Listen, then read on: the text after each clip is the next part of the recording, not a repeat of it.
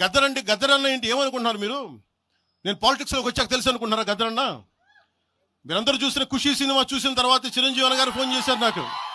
అరే గద్దర్ గారు ఫోన్ చేస్తున్నారా నీకోసం, ఒకసారి నేను కలవాలంటాను. ఆయన ఒకటే మాట అన్నారు చూసి, అరే మా పోరలు చూపించిన రా బాబు నీ సినిమా పాట, దాంట్లో నువ్వు తాకట్లో భారతదేశాన్ని తాకట్లో పెట్టే విజువల్ పెట్టావంట, నువ్వు మాకు అర్థం అవుతుందా, మా భావాలు అర్థం చేసుకున్నవాడు అని చెప్పి.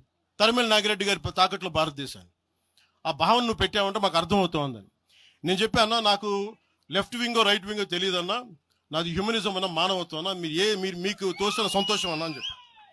ఆ రోజు నుంచి ఆయన చనిపోయేదాకా, ఆయన అంతిమ ఘడియల వరకు, ఆయన హాస్పిటల్లో ఉంటే వెళ్ళి కూర్చొని, అన్నా మీకు ఏం కావాలో చెప్పండి అంటే, ఏం వద్దురా తమ్మి, తెలంగాణ యువతకి కానీ ఆంధ్ర యువతకి కానీ భారతదేశంలో యువతకి భవిష్యత్తు వాళ్ళదని చెప్పు. ఆయన నాకు రాసిస్తే, ఆయన నాకు ఒక లెటర్ రాసిస్తే నేను అది కూడా బయట పెట్టలా.